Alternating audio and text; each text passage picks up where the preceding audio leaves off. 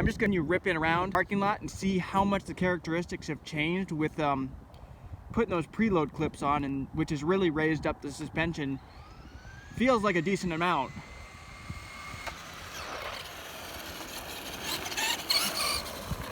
Yeah,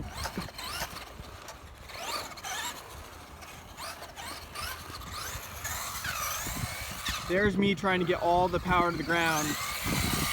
We're still having the body roll. You can see it pick up that inside wheel.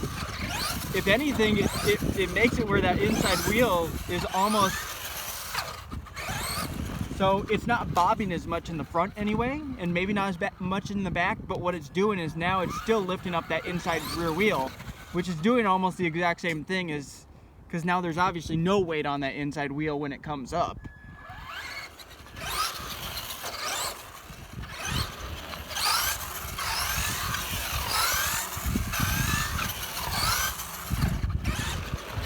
So now it's picking up that inside tire when I'm turning tight. So like, in there it rolled.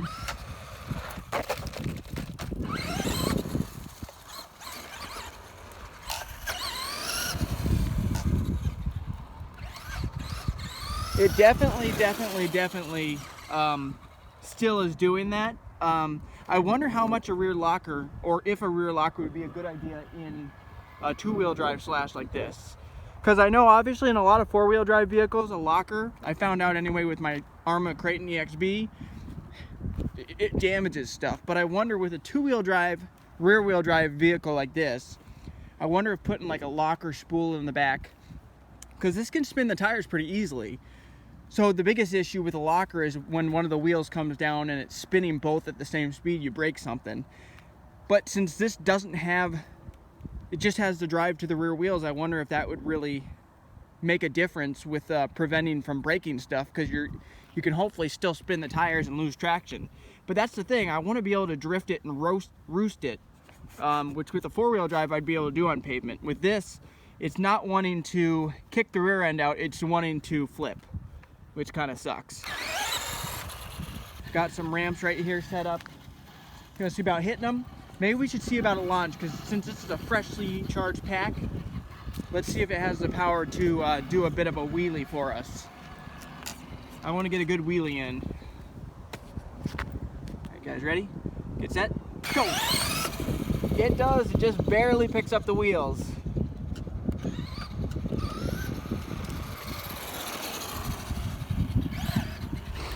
Alright guys, ready? Get set, go!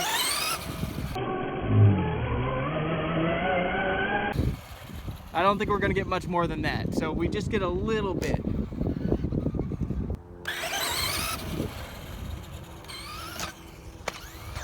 That landed pretty well.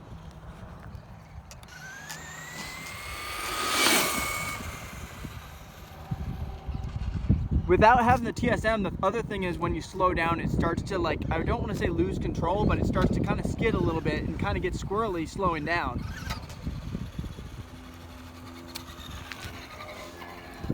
See about hitting the ramps again. Whoa, nosedived it, but landed it.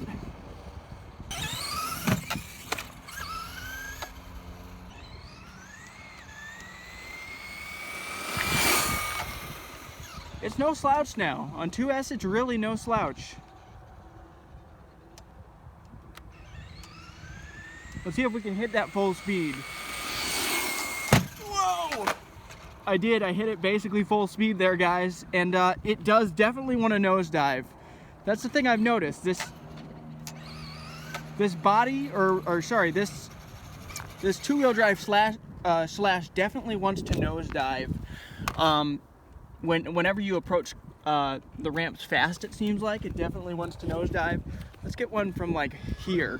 I'm gonna attempt to hit it full speed again, or pretty close. Okay, let's go.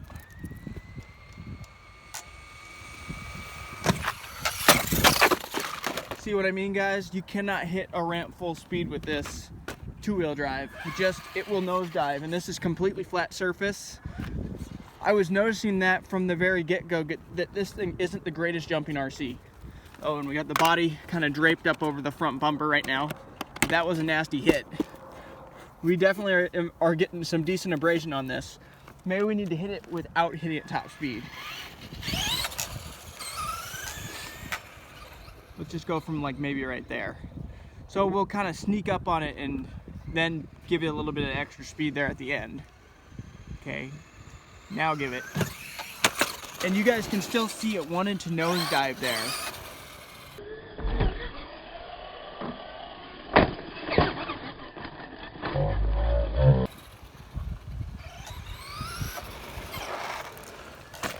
And you see that right there, it just wanted to flip. So the flipping thing is going to be a constant, I think, with this chassis. I was telling you guys in my initial video that where I unboxed this, I believe, there is a low center of gravity kit that you can buy. That's like 40 bucks, which really isn't too bad. So we'll see if that's something I might want to invest in. I'm not exactly sure yet. Like I said, I don't want to hit full speed, but I want to get a little bit of speed gathered and then really give it some gas there at the end. Okay. There, it landed a little bit better.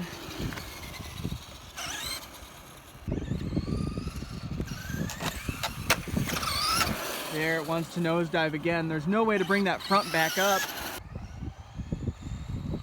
And give it some speed. And same result. May go up on this soccer field right here.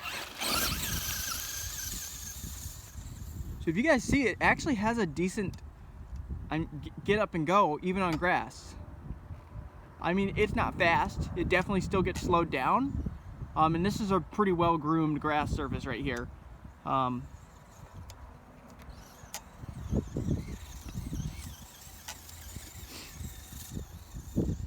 no means is it fast.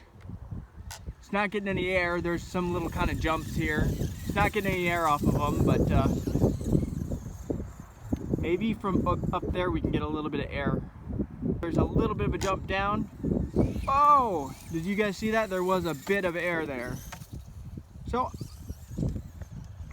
but yeah, with that planetary diff, I can still feel whenever I'm turning, it's struggling to get that power down, which I'm not the biggest fan of how that's working. And the diff probably works almost exactly the same as on a four-wheel drive model, except for the differences with the four-wheel drive, you still have those front wheels contacting the ground pulling. So it definitely is something to get used to. And the differentials on my two-wheel drive, like I said, the only other two-wheel drive vehicles I've had are my gas-powered HPI Bajas. And those don't have lock diffs either. But those ones also, the bodies seem pretty flat. So they don't roll like this. So it never really picks up a wheel off the ground. Has sway bars, I think, on both of those as well. So that makes a big difference. I wonder if there's actually a sway bar kit for this. Sway bar kit could make a difference as well, but probably before I'd invest in a sway bar kit, I'd probably go purchase the low center of gravity kit first. How about launch on grass? Ready, get set, go! It's getting the power to the ground, not quite as well as I would like. So tires is probably something that's going to be coming, guys. The upgrades are going to start coming, don't worry. I really want to start upgrading stuff once I break something. I've yet to break anything, and I guess I could if I intentionally ran this into stuff.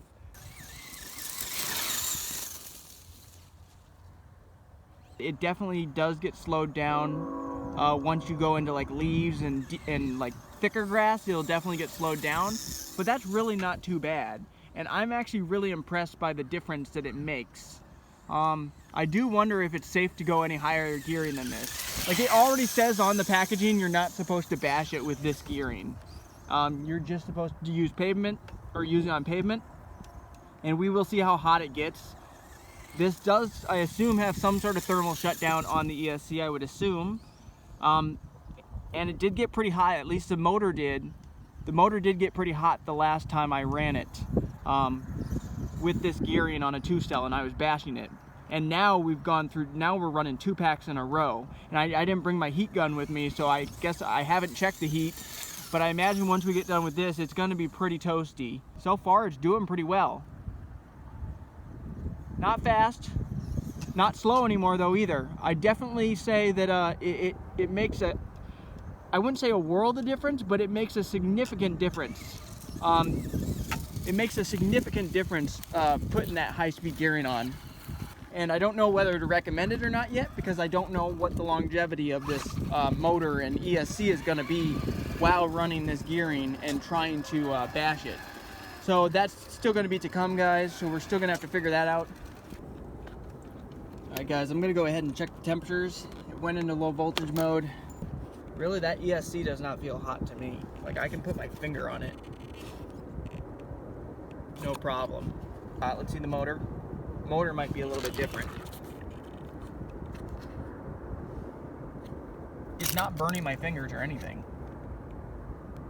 And we just ran it hard for probably 30 minutes. We probably ran the equivalent of 2.5 packs through it, and we were running hard, and I can keep my finger all over this motor. So that's good, because I wasn't sure how well this thing would be able to dissipate heat, but it's warm. The motor's toasty, but nothing where I can't keep my fingers on the motor. So I'm thoroughly impressed, guys. What do you guys think with this rig? What do you think the next upgrades should be? I don't know if I'll change these up again or if we'll continue to rip them with this, because I do think it did make a difference putting these preload clips on it, especially probably with the front, but it's actually lifting up that inside wheel now on turn. So I think that's what's happening, just because the body's not rolling as much. So since the suspension's not doing a lot of that, it's actually the body coming up like this. So the chassis still wants to rotate. It still wants to sway. I don't think sway bars are really going to change that. I thought it would flip actually way easier since I put these preload clips up on, because it probably lifts it up probably 1/4 inch to 1/2 inch higher. But it wanted to, it definitely, this chassis is high. It definitely will flip on you, but it really wasn't terrible. It could be better, but I definitely have some upgrades to come. We're going to continue bashing this thing, and we're going to really just put this thing through its paces and see what type of abuse this thing can take. So if you like the video, hit that thumbs up. Also, subscribe to the channel if you want to see more videos like this, and if you want to follow the progress of this machine. All right, later.